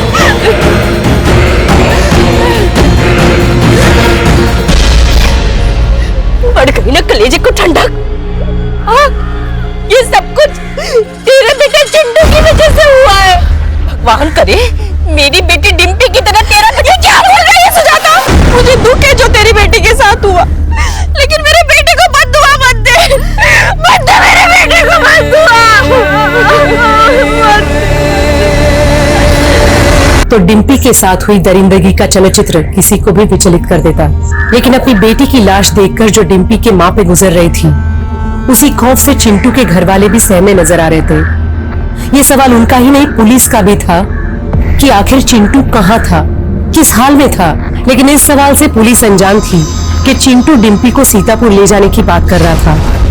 आखिर सीतापुर में ऐसा क्या था जहाँ जाने के बारे में उन दोनों दोस्तों ने अपने घर वालों को भी नहीं बताया था? क्या उनके साथ हुए गुनाह की कहानी सीतापुर के सफर से जुड़ी थी, या ये किसी और ही गुनाह का सफरनामा था? अंकल, डिम्पी और चिंटू को तो कल मैंने पढ़ाई के बाद इस ओर जाते देखा था। बस एक नजर देखे तो साहब दोनों को, दोनों भागते हुए बल्लभगढ़ रोड की तरफ जा रहे थे। हाँ सर, ये दोनों बच्चे कल यहाँ आए थे, मैंने तो उनसे बात भी किया था। क्या कहा था उन्होंने? सीतापुर? नहीं बच्चा, हमें नहीं मालूम सीतापुर कहाँ पड़ता है। लखनऊ के पास ही है सीतापुर। तुम्हें मालूम है तो एक काम करो, यहाँ से बस पकड़ के लखनऊ चले जाओ, वहां से सीतापुर चले जाना। बस कहाँ से मिलेगी लखनऊ की? तुम लोग कहीं घर से भाग के तो नहीं आए हो? नहीं चाचा, हम घर से नहीं भाग के आए, हम तो बस जानकारी के लिए पूछ रहे थे। चल डिम्पी।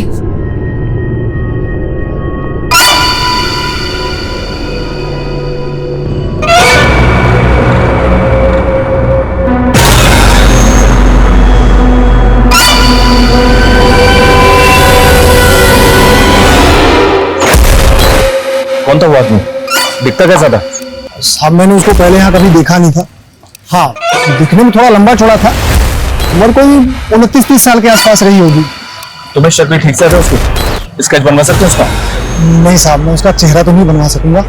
हाँ, लेकिन देखूंगा तो पहचान जाऊंगा। उसके सामने आवाज भी सुनूंगा ना तो भी पहचान जाऊंगा, क्योंकि वो कुछ कुछ शब्द जो है ठीक से बोल नहीं पाता था। पिकअप शायद है ना?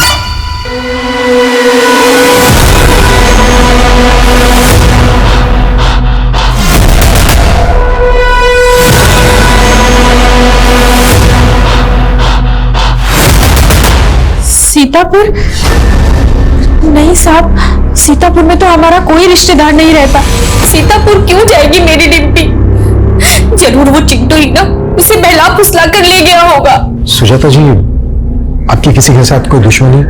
एक विधवा पापड़ के कारखाने में काम करके अपनी बेटी को पाल पोस रही थी। मेरी किसी से क्या दुश्मनी? सर, डिम्पी की पोस्टमार्टम रिपोर्ट आ गई सर। डिम्पी की बॉडी में कुछ ऐसा मिला जिससे डीएनए कलेक्ट किया जा सके? अभी तक तो कुछ नहीं, पर डिटेल पोस्टमार्टम रिपोर्ट से शायद कोई क्लू मिल जाए। डिम्पी के हाथ में 50 का नोट मिला था। जी सर, नेबर से बात की, लेकिन कोई कुछ बताने के लिए तैयार नहीं है। हालांकि इस बात को सभी जानते हैं कि डिम्पी और चिंटू की शैतानियों ने कई लोगों के नाक में दम कर रखा था, और कई लोग तो काफी नाराज भी थे इन दोनों की शैतानियों से। नाराजगी और नफरत में बहुत बड़ा फर्क होता है।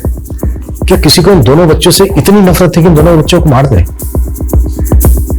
विकास, अपने खबरों को एक्टिव करो, उनसे कहो कि मोहल्ले के लोगों से बात करें, बात रुकवाएं। जी सर, ऑलरेडी बोल दिया मैंने। लेकिन सर, एक बात मेरी समझ में नहीं आ रही है, ये डिम्पी और चिंटू सीतापुर क्यों जाना चाहते थे? क्योंकि ना तो इनका वहां कोई दोस्त है और ना ही कोई रिलेटिव। फिर डिम्पी और चिंटू का सीतापुर से क्या कनेक्शन हो सकता है? हो सकता है चिंटू इस वक्त सीतापुर में ही हो। मैं कुछ सुनना नहीं चाहती। आप ये बताइए कि मेरा पोता लक्ष्मण कब मिलेगा? माँ जी, आप क्यों आ जाते हैं बार बार यहाँ? आपका पोता जब हमें मिलेगा तो हम आपको बता देंगे। 7 साल से यही सुन रही हूँ, मिलेगा तो बता देंगे, मिलेगा तो बता देंगे। कब मिलेगा मेरा पोता?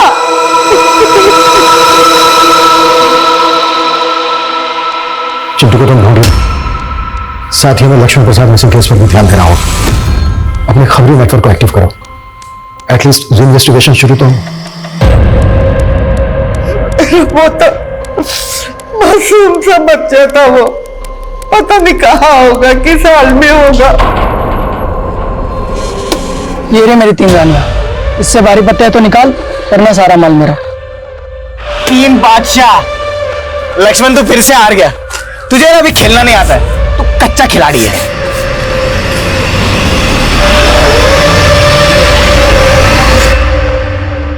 मुझे कच्चा खिलाड़ी बोलता है? आज के बाद कभी कच्चा खिलाड़ी बोलना मत मुझे, समझा? अबे ये क्या दादागिरी है? पत्ते के गेम में कट्टे कब से चल गए? लक्ष्मण, कहाँ हो तुम इस वक्त? बहुत नजदीक सलोनी, बस तुम्हारे पास ही आ रहा हूँ। तुम भैया भी घर पर है तो क्या हुआ? मेरे साले से डरता हूँ क्या मैं? लक्ष्मण?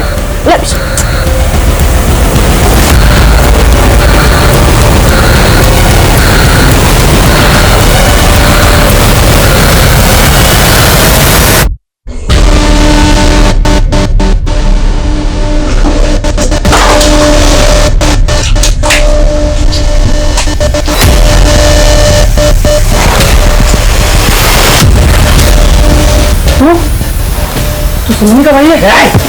नाम मतलब मेरी बहन का अपनी गंदी जुबान से, मुंह तोड़ दूंगा तेरा। सलोनी का भाई है ना, तो तमीज से पेश आ रहा हूँ, वरना क्या करेगा तू? हाँ, बंदूक निकालेगा? भैया निकाल निकाल बंदूक निकाल।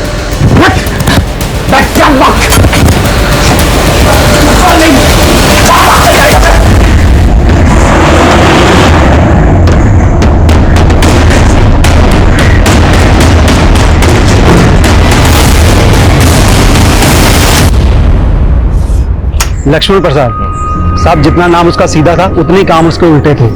एक नंबर का चरसी और जुआरी था। आखिरी बार लक्ष्मण को कब देखा था? इतने साल गुजर गए, अब तो कुछ याद भी नहीं है। बस इतना याद है कि उसने कुछ ना कुछ बड़ा लफड़ा किया था, और तब पुलिस भी आई थी उसके बारे में पूछताछ करने के लिए। बस उसके बाद मामला ठंडा पड़ गया, और उसके बाद मैंने लक्ष्मण को दोबारा नहीं देखा। सर, उस चाय वाले ने जिस आदमी के बारे में बताया था, वो एक सीसीटीवी फुटेज में कैप्चर हुआ। मैंने उस चाय वाले को एक फुटेज दिखाया है, उसने कंफर्म किया है कि वही आदमी।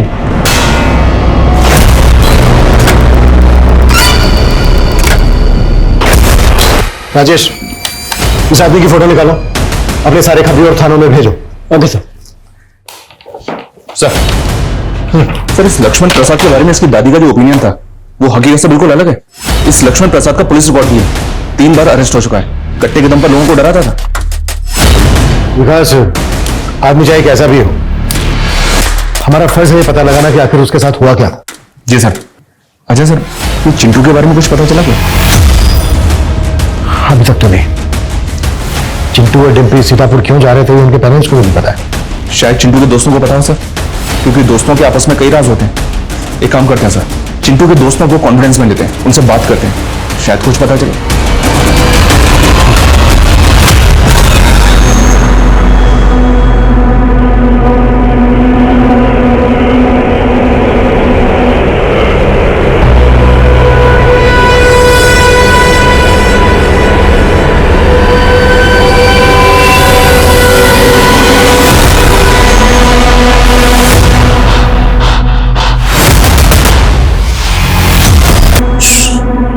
मुंह बंद रखने का, मैं तो तेरी सांस बंद कर दूंगा, समझी?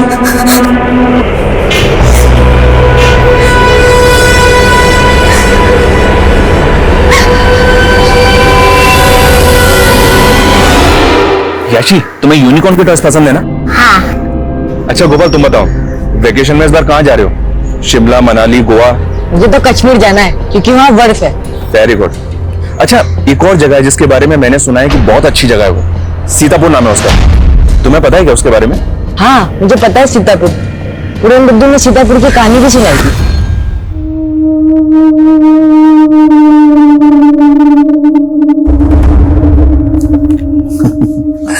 बेटा, ये कोई मामूली पत्थर नहीं है, इस पत्थर की भी अपनी एक कहानी है, सच्ची कहानी। सुनोगे? हाँ। चलो बैठो, मैं आपको कहानी सुनाता हूं। सब बच्चों सुनो। एक 2 मुंह वाला राक्षस था। पाताल लोक में उसने बहुत तबाही मचाई। पाताल लोक में तबाही मचाने के बाद वो भूलोक में आया। भूलोक में उसने एक लाल परी को देखा। लाल परी अपने मां बाप की इकलौती लाडली थी। वो राक्षस लाल परी की सुंदरता पर मोहित हो गया और उसे जबरदस्ती अपने साथ ले गया और कैद कर लिया। वो राक्षस लाल परी को बहुत सताता था, मारता था। लाल परी सबसे मदद की गुहार करती थी, लेकिन लाल परी की मदद कौन करता? फिर क्या हुआ दुद्दू? अरे फिर क्या होना था? एक रात मैं और मेरा भाई वहां से गुजर रहे थे, हमने लाल परी की आवाज सुनी और उसे छुड़ा दिया। बस तभी लाल परी ने ये अंगूठी हमें इनाम में दी थी। और ये लाल परी का महल कहाँ है? सीतापुर में।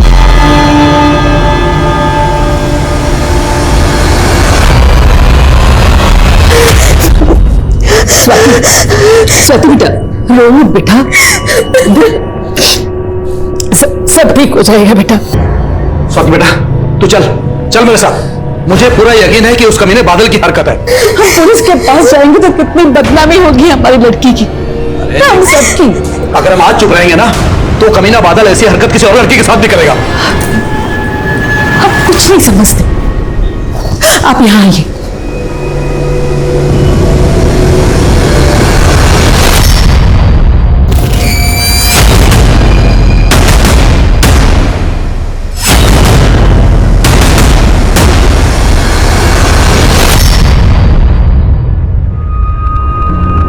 तो स्वाति, उस आदमी ने आपको से बेहोश किया और फिर आपको ऐसे ही जाने दिया। उसने आपको किडनैप किया क्यों था? ना तो उसने कोई पैसे की डिमांड की, ना ही कोई जबरदस्ती किया। अच्छा ये बताइए, आप उस आदमी को पहचानती हैं? कोई बॉयफ्रेंड है तुम्हारा? सर ये क्या बोल रहे हैं आप? माफ कीजिए लेकिन पूछना पड़ता है, ये आज के 5G जनरेशन के बच्चे हैं, वक्त से पहले बड़े हो जाते हैं, इसलिए मैं ऐसे सवाल पूछने पड़ते। देखो स्वाति, हम तुम्हारी मदद करना चाहते हैं, ठीक ठीक सोच के बताओ, उस आदमी ने तुम्हें जिस जगह पे रखा था, तुम्हें पता है वो जगह कहाँ है?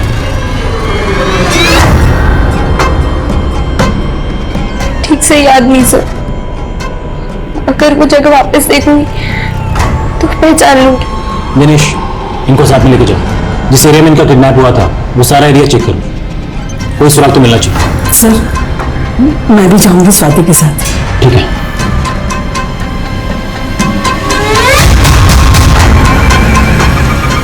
आपको शक है किसी पे? कौन हो सकता है जो ऐसी हरकत करेगा? सर हमारे पड़ोस में एक आदमी रहता है, बादल। वो पहले भी स्वाति को परेशान करता था सर। वो 2-3 बार जेल में जा चुका है। मुझे पूरा यकीन है सर, ये उस बादल की हरकत है।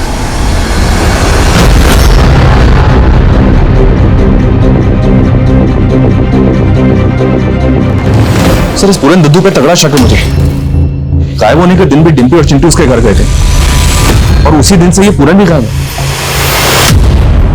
हो सकता है चिंटू अभी भी पूरन के पास हो, उसे कहीं कैद करके रखा हो उसे। सर चिंटू का पता चल गया।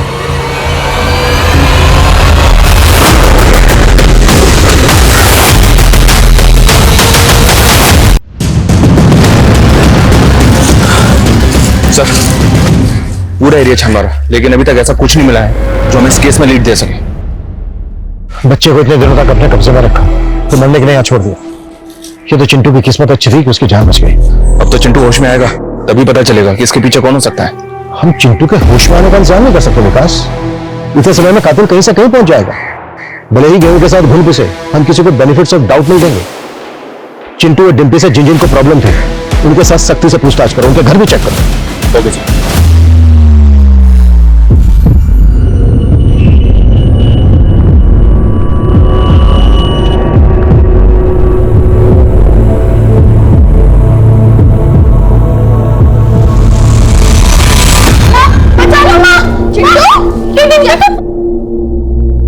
पुनीता आंटी देखो, इसने मेरे डॉल के साथ क्या किया।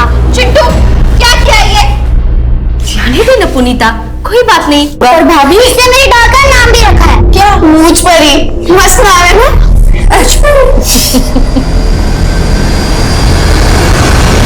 आसपास के सभी मोहल्ले के लगभग सारे मकान दिखा चुके हैं हम स्वाति को, मगर अब तक ये बता नहीं पा रही है आखिर इसे रखा कहाँ गया था। सर आप उस बादल को पकड़िए, ये उसी की हरकत है सर। बादल को उठाया हमने, देखते हैं पूछताछ में क्या कुछ उगलता है। वैसे हमें तो शक है आपकी बेटी स्वाति भी कुछ छुपा रही है हमसे।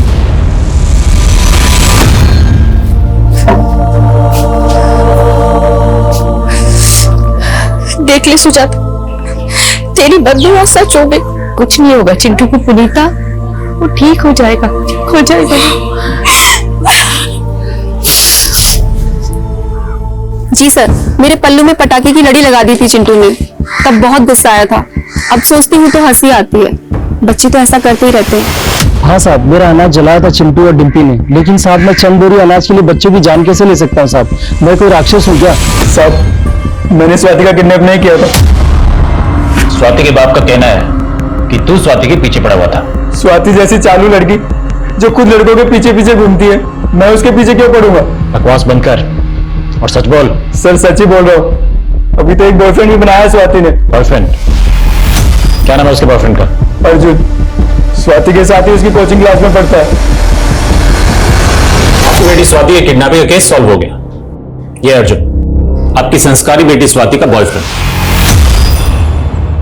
जिस दिन ये सो कॉल्ड किडनैपिंग हुई थी, स्वाति अपनी मर्जी से इसके पास थी। अर्जुन तू बता, उस दिन ये आई थी तुमसे मिलने की नहीं? हाँ सर, मिलने तो आई थी उस दिन, लेकिन उसके बाद हमारी लड़ाई हो गई, वही चली गई थी वहां से। सर आप जैसे सोच रहे हैं सर नहीं। स्वाति, सफाई अपने माँ बाप को देना। आप लोगों की वजह से पुलिस का कितना टाइम बर्बाद हुआ है, एहसास है आपको?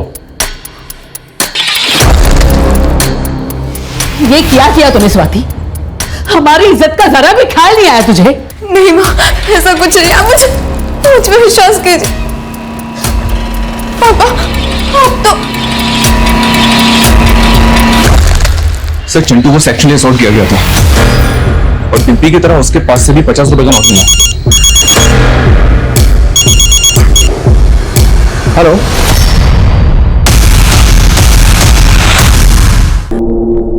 चिंटू बेटा, आपको डिम्पी को कौन आदमी लेकर गया था अपने साथ?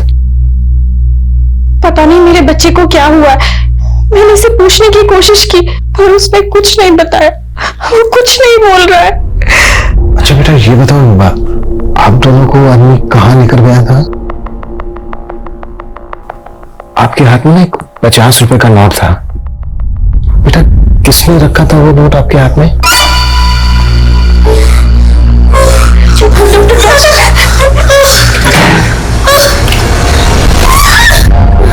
देखो साहब, 2 मिनट बाहर वेट कीजिए, आ रहा हूँ।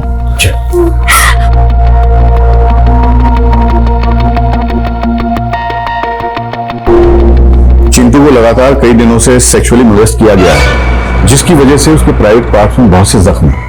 शरीर के ये जख्म एक बार फिर भी भर जाएंगे, लेकिन उसके दिल और दिमाग पे जो चोट लगी है उसको भरने में काफी वक्त लगेगा। बेहतर होगा इस हादसे से जुड़ा कोई भी सवाल फिलहाल उससे आप ना पूछें।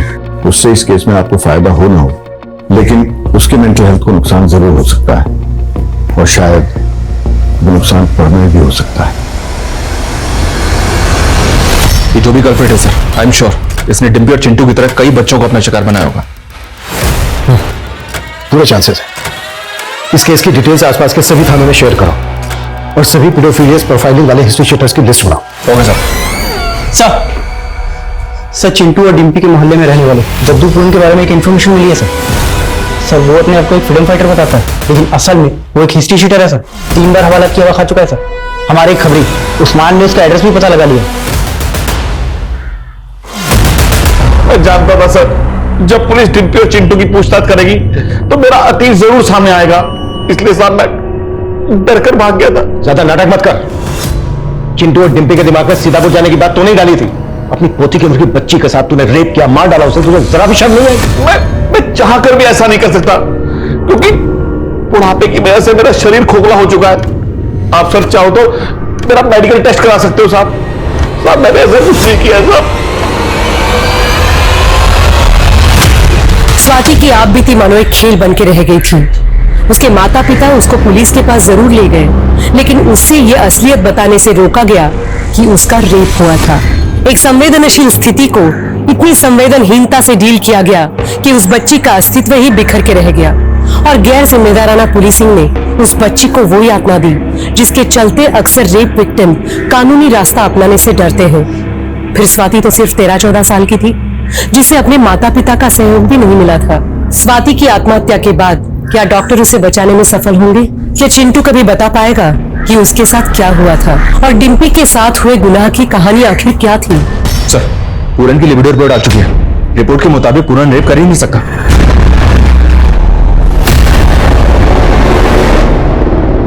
ये देखो, डिम्पी के हाथ में बाइट मार्क था, जिससे फोरेंसिक टीम ने कल्प्रिट का डेंटल मैप रिट्रीव किया है। ये एविडेंस हमें कल्प्रिट तक पहुंचा सकता है। सर चाय वाले का फोन आया था। चिंटू और डिम्पी को जिस आदमी के साथ देखा गया था उसे उसी एरिया में दोबारा से देखा गया।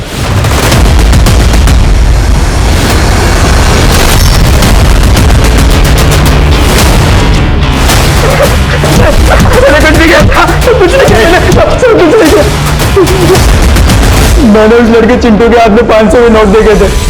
मुझे पैसों के लालच में मैं उनके पीछे पीछे चला गया था। सुनो बेटा, मेरे पास 2000 का नोट है। एक नोट संभालना आसान रहेगा। तुम मुझे 4 नोट 500 को दे दो, मैं तुम्हें 2000 का दे देता हूँ। नहीं अंकल, इसकी कोई जरूरत नहीं है। मुझे इतने पैसे संभालने की आदत है। बस मैंने तो पैसे हटने की कोशिश की थी। जब उसने पैसे नहीं दिए तो मैं वहां से निकल लिया।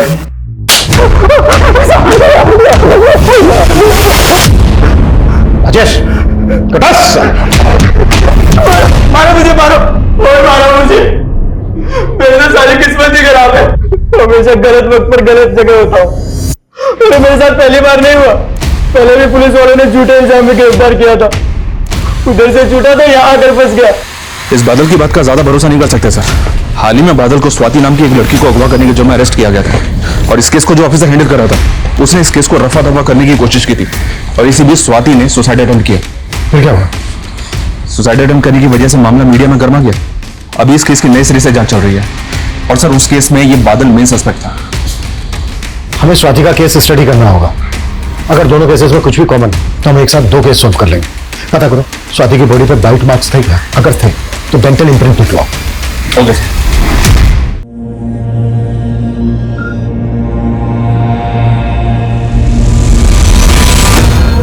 को छोड़ दो चिंटू, डिम्पी को छोड़ दो चिंटू, डिम्पी को छोड़ दो चिंटू बेटा, डिम्पी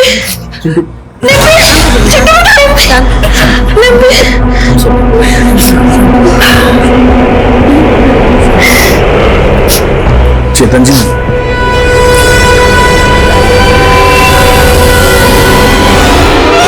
चेतन जी, ये मेरे सारे जीवन भर की कमाई अगर चिंटू के इलाज में काम आ जाए तो मुझे बहुत खुशी होगी। मैंने चिंटू को हमेशा शरारतें करते, शोर करते देखा है। ये शांत चिंटू मुझसे देखा नहीं जाता। प्लीज आप ले लीजिए।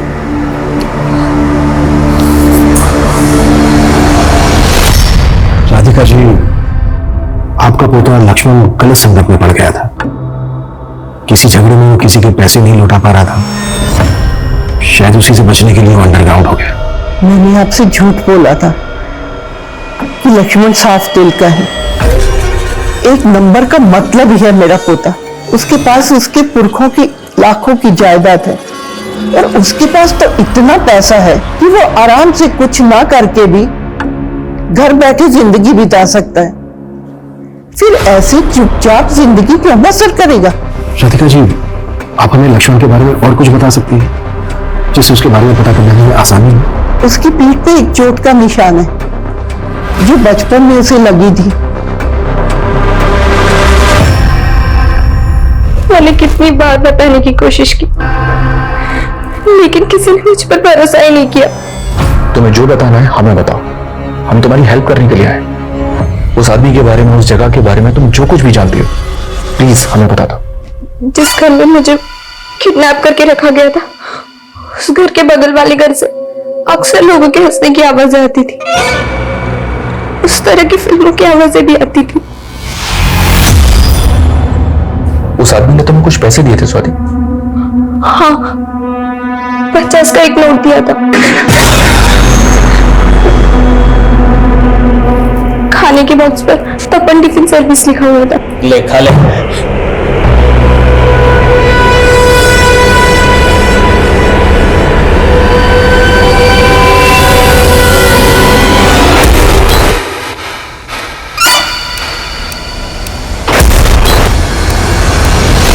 अरे साहब, हमारी टिफिन सर्विस से रोज 800 टिफिन डिलीवर होते हैं। अब हमें क्या पता उनमें से खूनी कौन है? तो हम पता लगाएंगे। तुम्हारे जितने भी कस्टमर्स हैं ना, सबकी डिटेल्स हमें दो तुरंत, वरना तुम अगला टिफिन लॉकअप में खाओगे। ठीक है साहब। सर, पूरी एरिया का पिछले 7 साल का क्राइम डेटा स्कैन किया। मोलेस्टेशन के 200 केस रिपोर्ट हुए हैं, जिनमें 30 मर्डर शामिल है और 50 से भी ज्यादा विक्टिम आज भी मिसिंग है। ये सारे तो रिपोर्टेड केसेस हैं। ऐसे और भी बहुत से केसेस होंगे जो रिपोर्ट ही नहीं हुए, लेकिन इस सबका तपन टिफिन सर्विस से क्या कनेक्शन हो सकता है? क्योंकि सर, इन सभी जगहों पर जहां मोलेस्टेशन हुआ है, वहां पर ये तपन टिफिन सर्विस से डिलीवरी करते हैं। जहां जहां पर तपन टिफिन की डिलीवरी होती है, उन सारी एरियाज पर नजर रखो। जरूरत पड़े तो सारे कस्टमर्स का प्रोफाइल निकालो। आई थिंक हम सही ट्रैक पर जा रहे हैं। जितने भी डिलीवरी बॉय हैं, सबकी डिटेल्स निकालो। इससे पहले कि अपराधी किसी और बच्चे को अपना शिकार बनाए, हमें उसे रोकना होगा। Okay sir.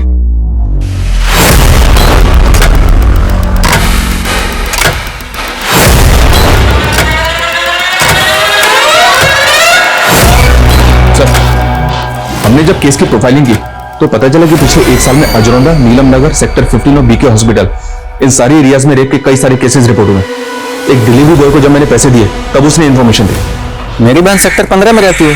सेक्टर 15 में? जी सर। तो उस एरिया में तुम डिलीवरी करते हो? नहीं नहीं, वहां भी गिरिंदर ही डिलीवरी करता है। बीके हॉस्पिटल और नीलम नगर भी उसी के एरिया में आता है सर। और इन सारे एरियाज में एक ही आदमी डिलीवरी करता है सर, गिरिंदर। उसका पता मिल गया हमें? पता है साले को। ये झूठ है साहब, मैंने किसी का रेप नहीं किया, ना ही किसी को मारा है। आप ऐसे ही फंसा रहे हो मेरे को। तो पहले ही चुका है। तेरे डेंटिस्ट से हमने तेरा डेंटल रिकॉर्ड भी निकाला। टिम्पी के हाथ में जो बाइट मार्क था वो भी मैच हो गया। तो भी हम ये अच्छी तरह से साबित कर सकते हैं कि मासूम बच्चों को अपनी हवस का शिकार बनाने वाला वो तेतुई है। तेरे लिए बेहतर यही होगा कि कबूल कर ले, नहीं तो तेरे सारे दांत टूट। बता दो, उन बच्चों के साथ मैं नहीं करता था।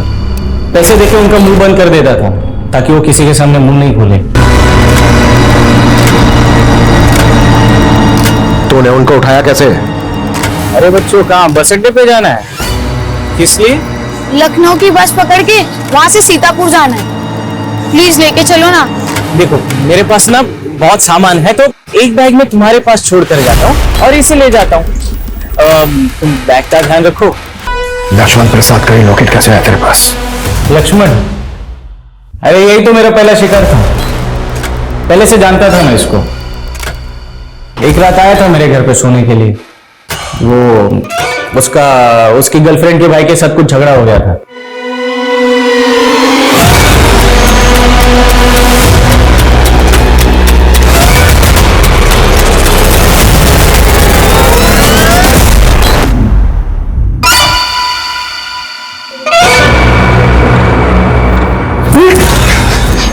साले क्या कर रहा है? देख मूड बन गया, बिगाड़ मत। आजा।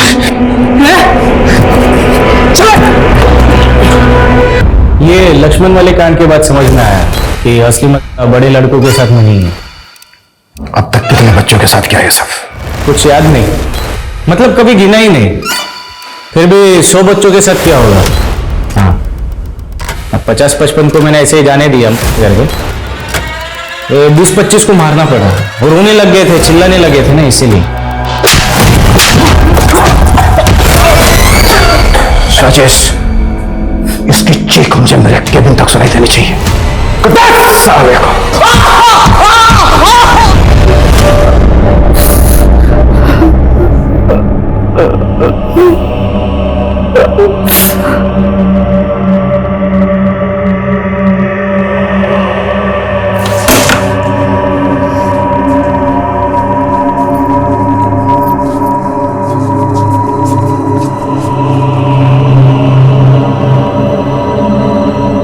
चिंटू बेटा देख, मैंने तेरे लिए तेरे फेवरेट रसगुल्ले बनाए, खा के बता कैसे।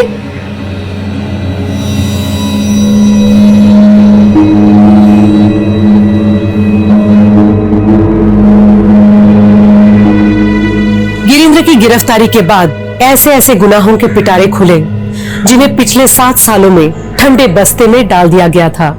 और गिरीन्द्र के कई विक्टिम्स तो ऐसे थे जिन्होंने पुलिस कंप्लेंट भी नहीं दर्ज करवाई थी। और इतनी बड़ी तादाद में ऐसे हीनियस क्राइम करने वाले गिरीन्द्र को अपने किए का रत्ती भर भी पछतावा नहीं था। अदालत ने इसे rarest of the rare case मानते हुए गिरीन्द्र को फांसी की सजा सुनाई है। ये केस हमें गिरीन्द्र जैसे अपराधियों से सतर्क रहने का सबक भी देता है, क्योंकि हमें अक्सर पता ही नहीं चलता कि हमारे आसपास कब ऐसे अपराधी किसी मासूम को घात पहुंचाने की ताक में होते हैं। हमें अपने बच्चों को इस तरह शिक्षित करना होगा कि वो गुड टच और बैड टच का फर्क समझ पाएं। हमें उन्हें वो माहौल देना होगा जहां वो हमसे खुल के अपनी परेशानियां बांट सके। अब मैं सोनाली कुलकर्णी आपसे विदा लेती हूँ, फिर होगी मुलाकात एक नए और चौंका देने वाले केस के साथ।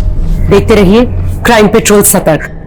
जय हिंद। इस तरह के और भी एपिसोड देखने के लिए हमारे चैनल को सब्सक्राइब करें और बेल आइकन दबाना ना भूलें।